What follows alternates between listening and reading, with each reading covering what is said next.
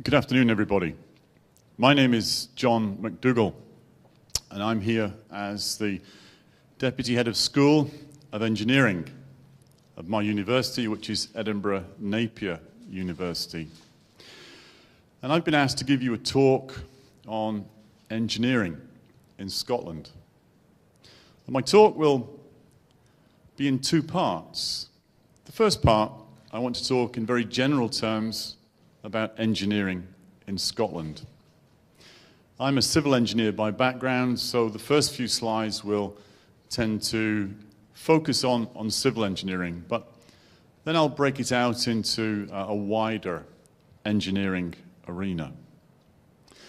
Then in the second part of my talk, what I want to do is explain a little bit about how my university contributes to engineering in Scotland today, and not just in Scotland, across the world, how we train engineers, how we prepare engineers for the big, wide world.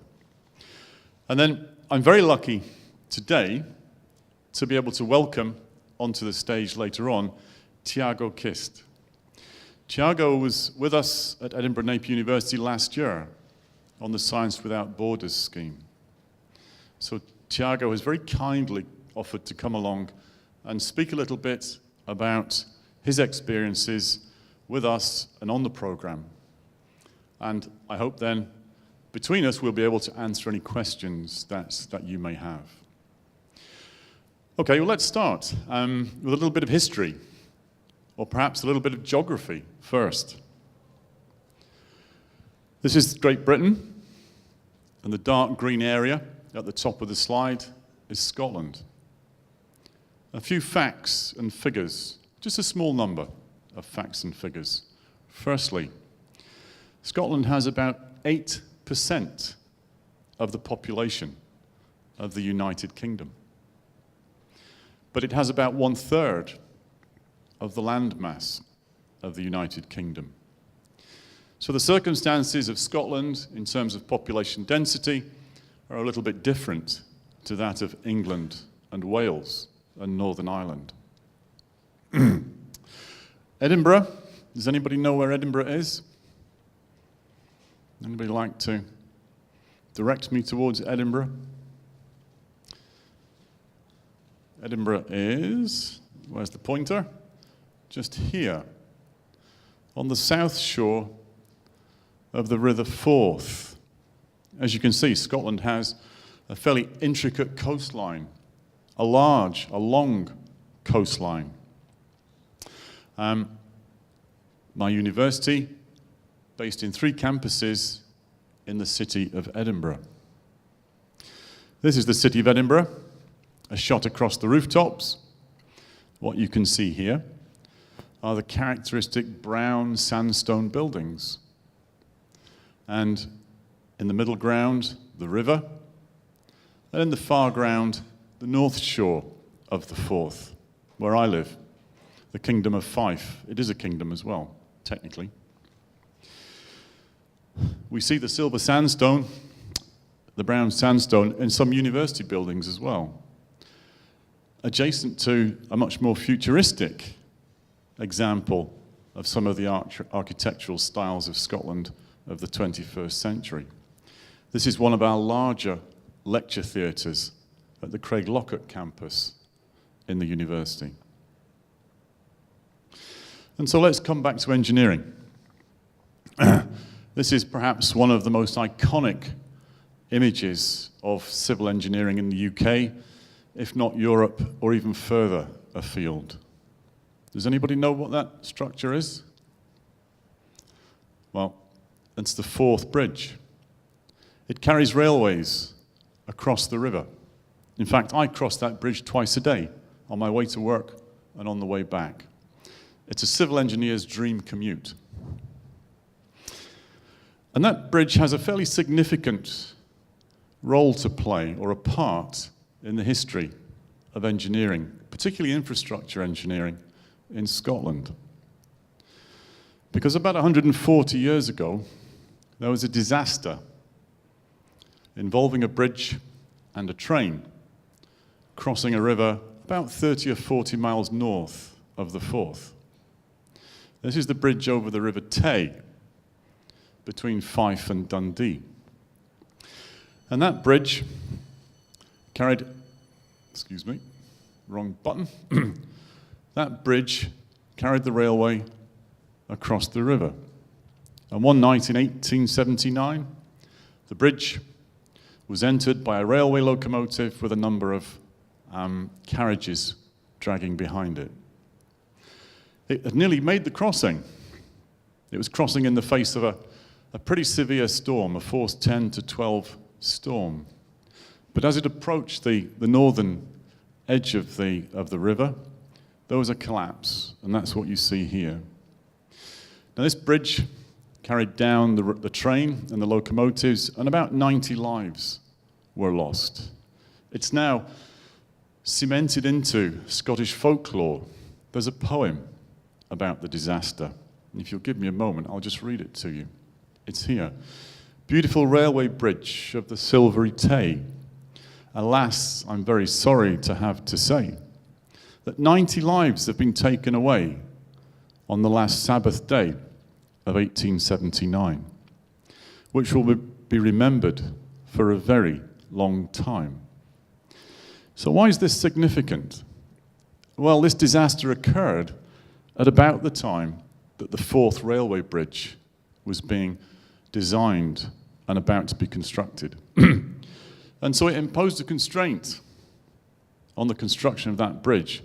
There was no way such a disaster could be allowed to happen again.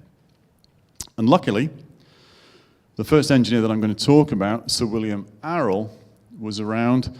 He'd been thinking about new ways of construction, imaginative, innovative ways of construction that would enable bigger, stronger, better structures to be made.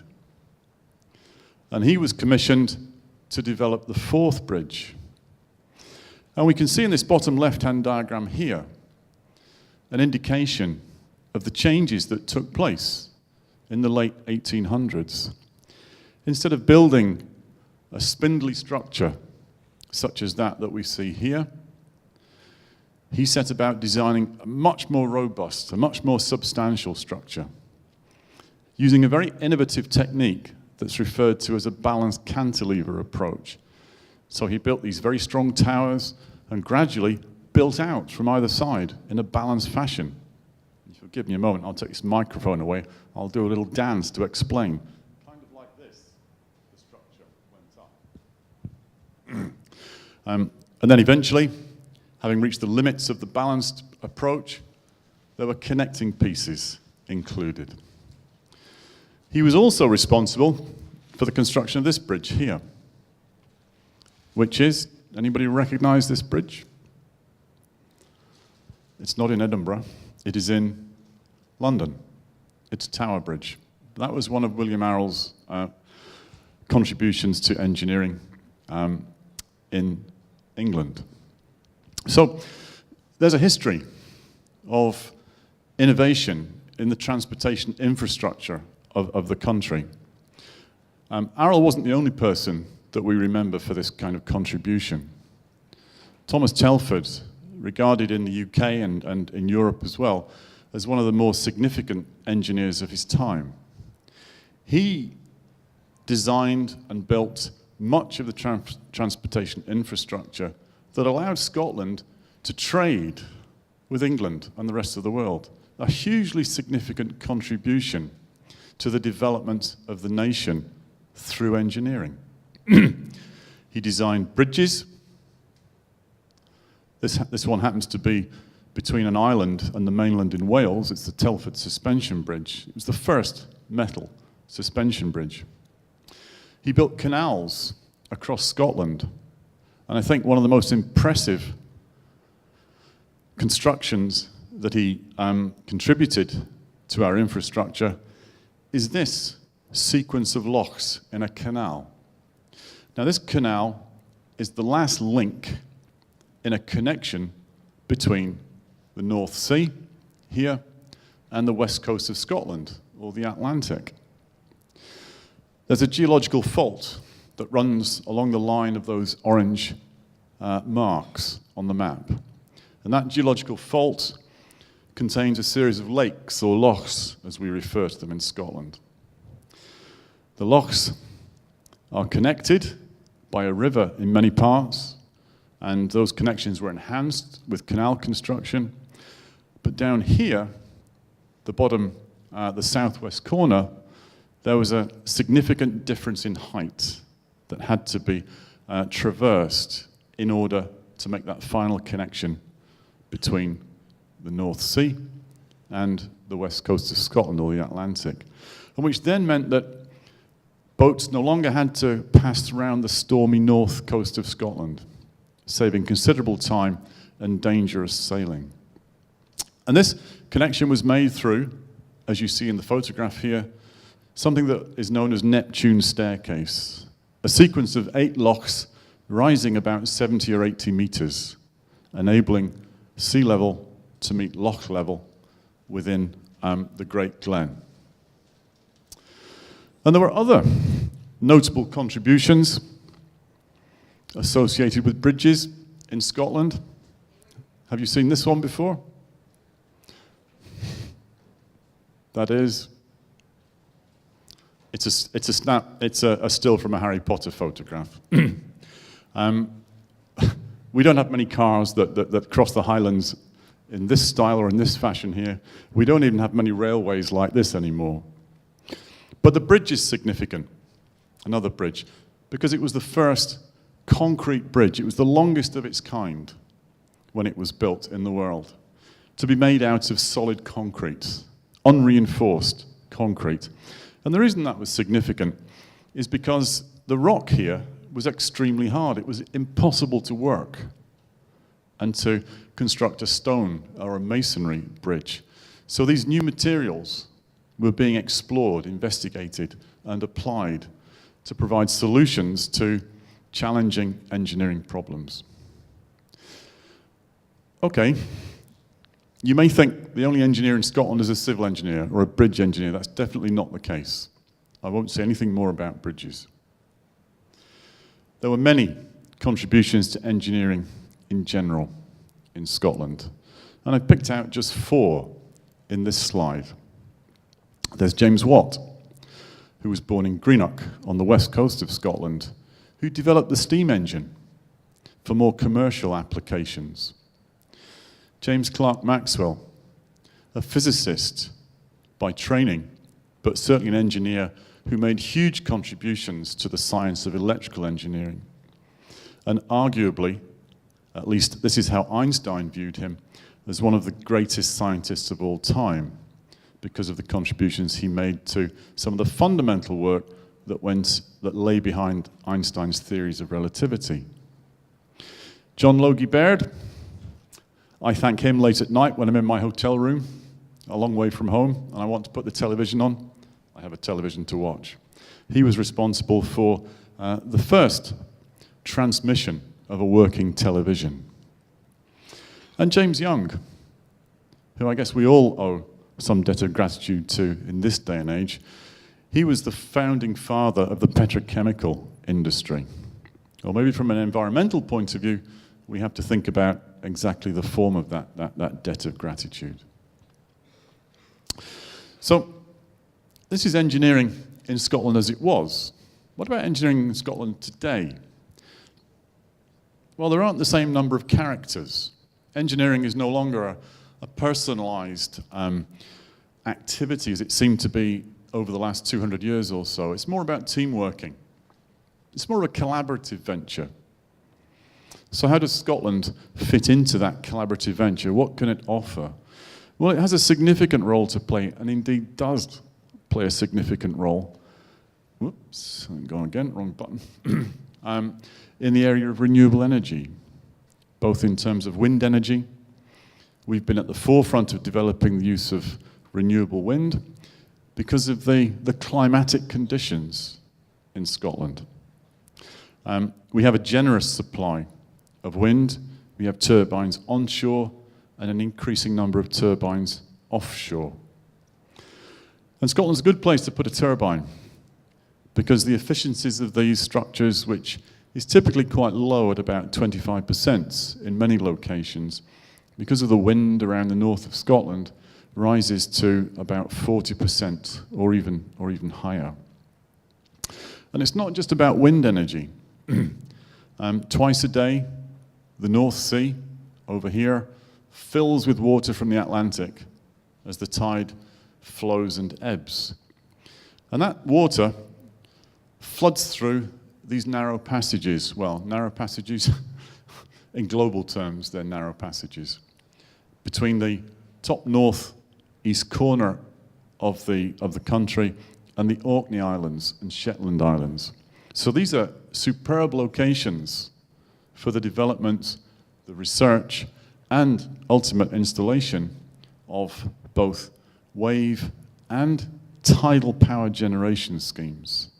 And that's exactly what's happening in that part of Scotland at the moment. Government money is being invested in the development of these renewable sources of energy. And then there are other interesting one-off contributions to engineering, innovative forms of engineering. This is the Falkirk Wheel, which is very close to Edinburgh, maybe 15 or 20 miles from Edinburgh. And it's the modern-day replacement of Neptune's staircase. Here we have a device which rotates like so and comprises two large reservoirs or baths, containers, which are full of water. And when the rotating wheel is at its rest position, this bath here is in contact with this canal up here, whereas the other bath or container is open to the basin at the base of the structure here. So they're filled with an amount of water, the same amount of water. So it's a balanced structure, and it takes very little energy and very little loss of water to rotate that wheel. And the beauty of this, those of you that are familiar with Archimedes and Archimedes' principle, the beauty of this is that boats can enter any of these reservoirs, these baths. It doesn't matter how many boats come in. You can have 5 or 6 boats in one and no boats in the other. And the water that's displaced by the boats in one container equals exactly the weight of the boats themselves. So no matter how much load you've got in each side of the wheel, each of those arms of the wheel, you require the same amount of effort or energy to turn that wheel through a revolution, through one cycle. So that's the historical, the geographical story that I have to tell you. What I want to do now is speak about what we do, what I do within my university with regard to training engineers for the 21st century, both in Scotland and beyond. My school comprises about 65 full-time academic staff, a number of technical and administrative staff, and a number of research students as well. And we offer a range of professionally accredited courses and oversee graduation to doctoral programs as well. The school has a structure which we don't need to spend too much time thinking about or talking about here, but it is useful for me to just say something about the structure because it enables me to give a context or a framework to explain the kind of courses or programs that we offer and the research that takes place within the school. So you can see there 7 ellipses, the red ones, or the ellipses with the red text in them, embrace the taught programs. So we have taught programs in building and surveying, in civil and transportation engineering, in electrical and electronic engineering, and in mechanical materials and manufacturing engineering. And alongside those taught programs, there are research activities taking place. And those research activities are clustered into the Engineering Research Group, the Institute for Sustainable Construction, and the Transport Research Institute. Individuals, members of staff, can sit in one of the red areas and one of the blue areas at the same time. Now, I'm going to talk briefly about get rid of them, the teaching areas. So we've got undergraduate programs in building and surveying, civil and transportation engineering, in electrical and electronic engineering, mechanical manufacturing, and materials engineering. You can get a lot more information about these if you're interested from our stall out in the main hall. So I won't say anything more about those here today. There are postgraduate programs, and the same applies to our postgrad programs.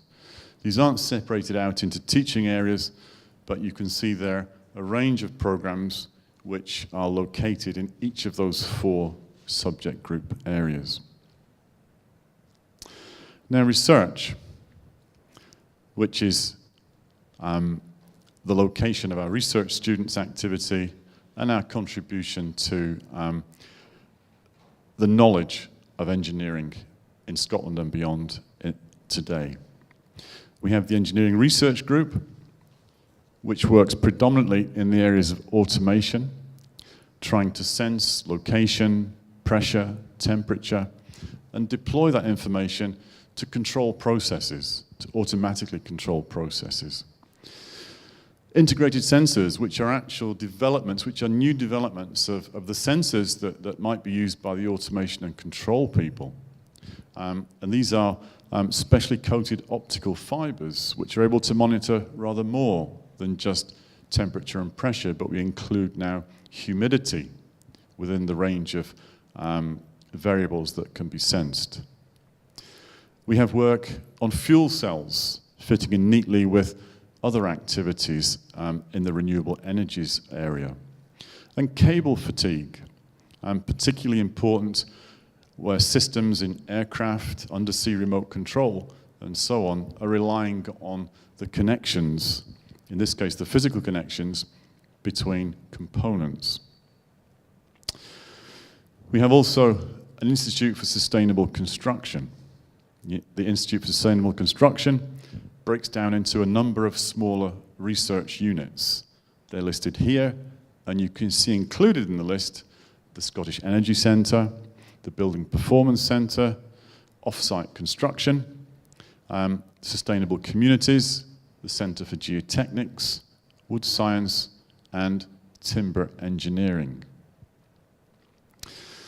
The Energy Centre is very active. This is where our work in the area of renewable energies is concentrated. And you can see the areas within the renewables that centre contributes to or is active in. It's not only about energy and improved energy generation, but it's about looking at the way in which our energy is saved. In other words, looking at the construction of buildings that have a low carbon impact, improved insulation, for example. And that's another significant area in the Institute for Sustainable Construction. Scotland also has a significant timber resource, but that timber resource, which is largely Sitka spruce, is not a very good timber to work with. It's quite knotty. It's very difficult to generate long planks of this material. So the research in the school has been focusing on finding ways to exploit this timber resource. It's a timber resource that we want to exploit, partly because we have it, but partly because it has good environmental credentials. And some of the works that the Science Without Borders students have been involved with over the last year or two has been at the leading edge of the development of these new uses or new ways of using these natural materials. I'm part of the Centre for Geotechnics, and we're pretty active in that centre in the area of landfill processes, and also in the performance of offshore foundations for wind turbines. And the last research institute that I want to tell you about is the Transport Research Institute. This has been around for about 20 years now. It's the largest and longest established transport institute in Scotland. It has an enviable track record of securing research funding and technical outputs. And it's a multidisciplinary institute focusing on sustainable transport, maritime transport and logistics, the social aspects of transport, transport modelling, taxi studies, mobility management, and electrical vehicles. And this is an area of work which demands a fairly multidisciplinary approach. So we have people with mathematics backgrounds, computing background, economics and business background, including even psychologists and sociologists to help us understand what it is that motivates people to choose different forms of transport. Indeed, in the next couple of slides, I've highlighted in large blue letters some of the key features or key words related to a number of the current projects that are being worked on in TRI. And then you can see there global economy, urban mobility, and transport provision in developing countries. We're also doing work on engine management, on cycling, both as a means of improving congestion or reducing congestion in urban centres, but also from the point of view of enhancing personal health. So this brings me to the last 2 or 3 slides that I want to show you about the Science Without Borders programme at Edinburgh Napier. We're now in our 3rd year of Science Without Borders, and the areas that the students have tended to focus on in my school have been timber engineering, geotechnics, transportation, and renewable energy. And I've pulled those four words out because these are the areas in which the students have chosen to focus their placements, and which have provided an opportunity for the students to get involved with this innovative work that's going on with the school. So what we hope we give through the taught provision within the Science Without Borders programme is a grounding, an understanding of some of the technical issues that will be developed in the placement, that 12-week opportunity to get involved with a research project. At the end of the placements, we like to bring the students together and have a placement presentation day. And you can see here the placement presentation program from last summer. Indeed, Tiago, who will speak in a moment or two, is listed down here because he did a rather nice piece of work with me looking at the dissolution of soil-like materials. The other areas that were popular, the first is timber arch bridges, and this is one of the ways that we're able to make use of the poor quality timber by bolting together or post-tensioning small sections of timber to make a much larger and robust structure, which, as you can see here, when they're constructed in the field, can cross many meters, 15 to 20 meter spans. The other areas that I spoke about, geotechnics here and transportation studies. We've got a number of people involved in transportation study placements this year. And finally, a snapshot of 2 of our SWB, of our Science Without Borders students here, Natalia and Vinicius, who put together a very nice project poster and presentation at the end of their time with us.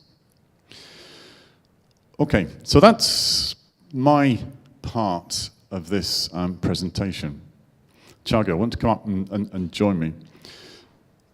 Tiago came to Edinburgh Napier in September of 2013? Yes. Okay. And studied a few modules in his first 2 trimesters and then did a placement with me. I'm not going to say anything more. I'm going to hand over to you. Thank you. Hello, good afternoon. So I don't know if you guys prefer that I speak in English or Portuguese. What do you prefer? English? Okay. So I had this opportunity to participate on this program, which is very good and very important I would say in my career. And if you have this opportunity to participate on a project like that, I would advise you to do the same, because it's quite a different way of studying abroad than we are used to do here in Brazil. So basically, the first time I went there, I saw there was only 3 modules on a semester, and I was, okay, but why only 3 modules? Because the system there is very different, and you have to learn by yourself a lot. So one of these modules have, in general, they have 200 hours. So from these 200 hours, you study 60 or 80 on classes, and the rest you have to study by yourself. And that's why I say it's a very special and important development for yourselves. So the year was divided in 2 trimesters, and there was this period for the placement of 12 weeks. And during this placement, I had the opportunity to get in contact with geotechnics, because I study environmental engineering. That's my field, and I was studying civil engineering there. So basically, we wanted to understand how is the behavior of the soils subjected to mass loss, simulating the behavior of a landfill. So in these soils, we used to add salt and then dissolute this salt to understand and make to understand how is the behavior of the soil after this mass loss. So it's a project that is in the beginning. Dr. John McDougall was my coordinator, who was helping me to carry out these tests.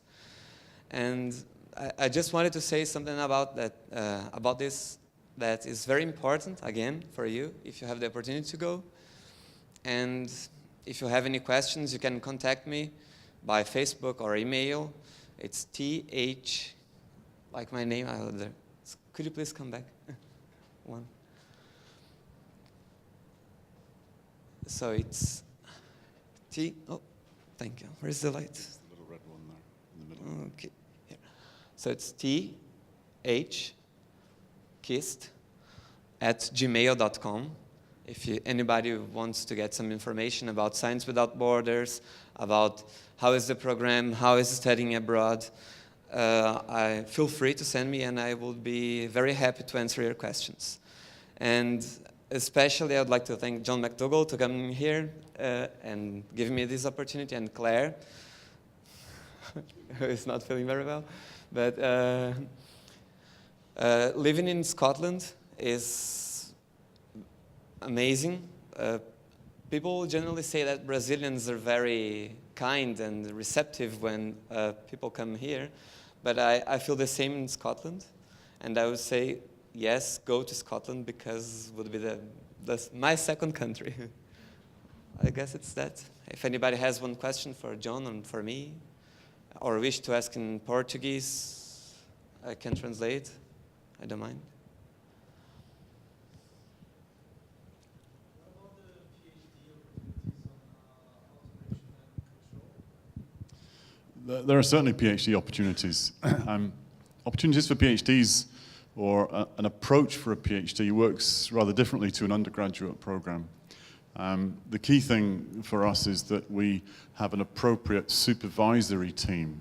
We wouldn't bring somebody in on a PhD that we didn't feel able to supervise and have the appropriate level of expertise. So often the way of initiating that process is for you to contact us almost on a personal level. Explain what it is you're interested in doing, what your background is.